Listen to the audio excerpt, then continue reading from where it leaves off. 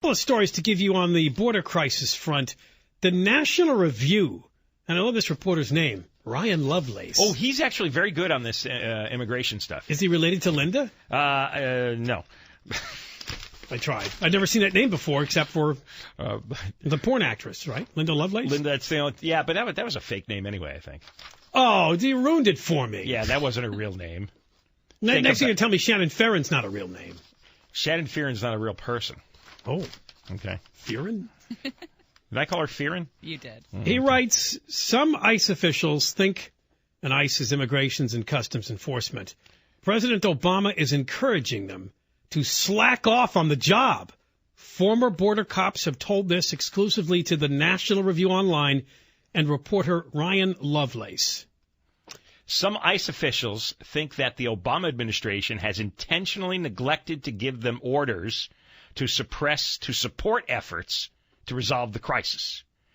So, as a result of this, the wave of unaccompanied children from Central America is unfolding while ICE officials cool their heels, sitting behind desks, reading newspapers, playing video games on their government computers because they're not being given any work. There's a couple of sources for this. One is Ronald Colburn, former National Deputy Chief of the U.S. Border Patrol.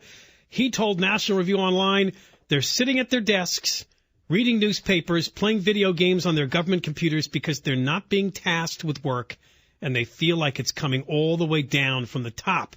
These are guys that do want to go out more, but basically they're not. He's saying some ICE agents go to work out at the gym for 4 hours every day. They have so little to do. Meanwhile, the Obama administration continues to strangle Border Patrol agents who have to process and handle the flood of Central American kids and their mothers at the border. Oh, and by the way, when you hear about Obama wants another $4 billion for this, here's what's really happening.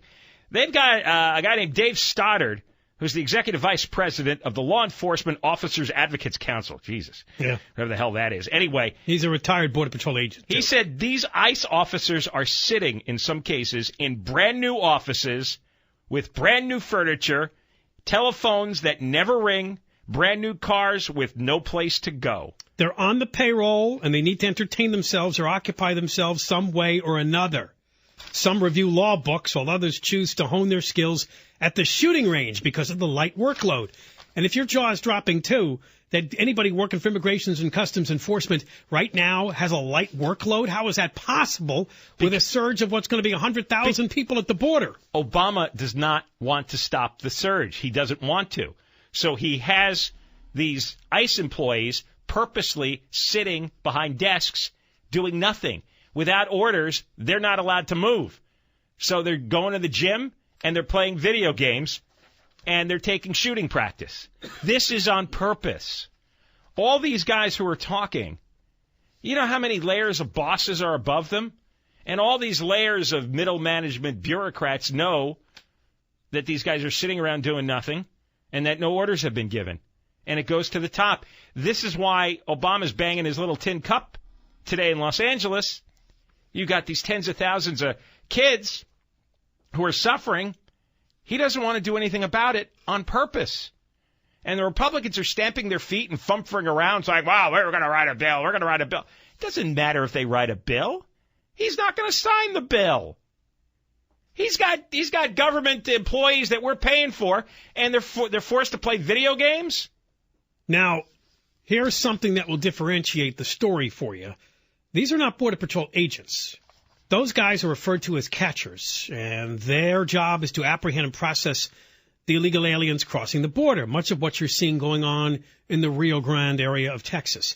These ICE people, and this is where it gets important, this distinction that we're talking about, they're called removers, because they have the responsibility of deporting illegal aliens. And right now, Obama, especially sensitive over being called deporter-in-chief, doesn't want them to do their jobs. So the president is forcing the deporters, the removers, to sit inside a building and not go anywhere near the illegal aliens that ought to be deported.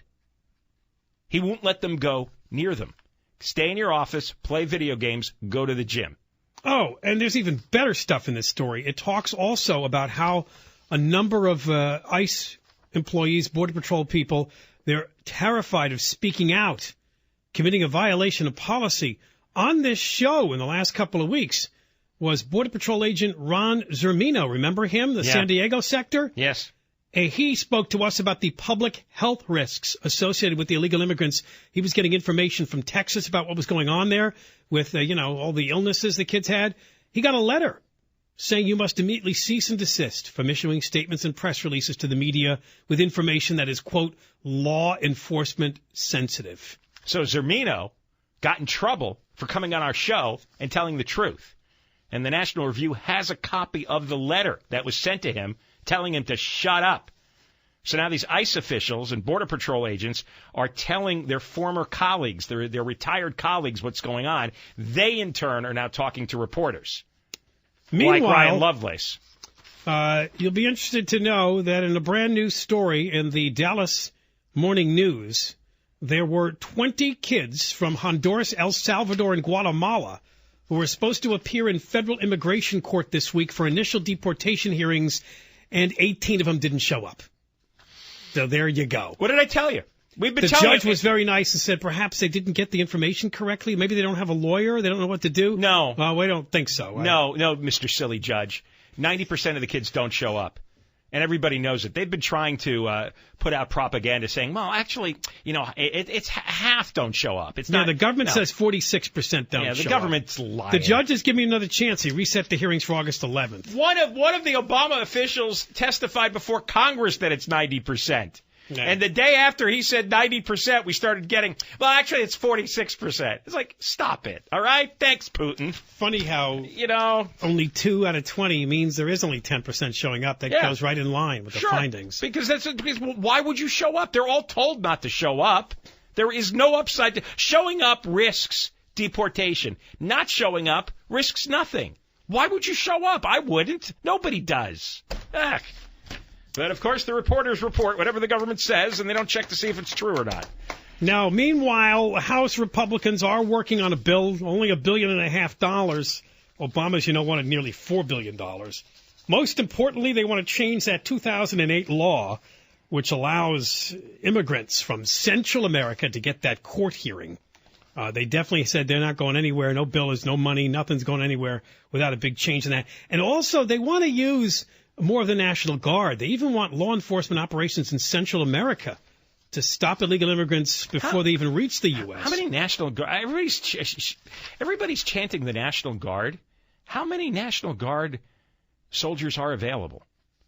Is there enough available over a long period of time to have a sustained effect? Or is this just something that they know the public will go, the National Guard. Yeah, I like that. It could be sizable, and you could use them from other states. It doesn't just have to be Texas. Every state has a National Guard. So. Right, I know. I'm questioning this, though. I just want to know how many are available and how long can they go. Because these National Guard... By the way, the soldiers, don't they have regular jobs, right? And maybe this will get your attention. In 2006, President Bush sent 6,000 National Guard troops to the border to crack down on illegal immigration. Oh, that's when he was pushing the big amnesty. You're right, and he wanted the border to look secure. Right. Did they do anything, though? I don't know. Or did they sit at their desks? By the end of the year, he ordered the troops to withdraw. Well, now that we know the ICE agents are playing video games at their desks and their phones don't ring and they have nothing to do, what I'm wondering is when the National Guard is sent down, are they sent to those same offices so they could sit in those chairs and play video games and their phones don't ring? I'm wondering if everything about this is theater. If everything about this is for a headline to get people to go, yeah, see, he's doing something. Like the 40 immigrants they took back to Honduras that day. Well, to meet the first lady of Honduras, it's like, look, we're deporting people, and then that was it. That was the first and last plane. That's the last we heard, unless they're doing it more quietly and no one's covering it. I think this is all a week ago. I think this is all a charade. This is all for headlines to get, all the sheep out there to nod their heads and say, he's doing something, see? Because I don't see the surge stopping, which is about the only thing that matters right now. And I don't see any sizable number of people being taken back to their homelands, which is the only other thing that ought to be happening. They ought to be stopping the inflow, and they ought to be creating an outflow. Neither is happening. So I don't know what all these announcements are about. All right, the number here is 1-800-520-1534. Tim Conway Jr.